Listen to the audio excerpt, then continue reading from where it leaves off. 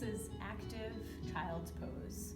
You'll come into a position with your feet pointed on shins, elbows connected to knees. So this is different than child's pose. From here, your gaze will stay between your hands or somewhere between your forearms. Try not to just let it droop. And then the first move you'll do here is with an exhale, wrap your ribs and give a gentle tuck of your pelvis. With each exhale, you'll try to deepen into this a little bit more. And with your inhale, you'll try to breathe into the new space that you're creating across your low back and lower ribs. So we have this subtle wrap of the ribs, subtle tuck of the tail. Again, you'll inhale into that space.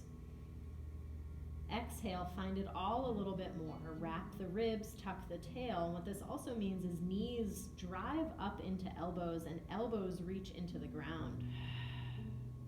Relax the neck. Breathe into that newfound space in your back, not your belly. Again, exhale, find it all a little bit more. So we're just deepening the shape, we're never losing it. Inhale, breathe into that new space. One more breath this way, relax the neck.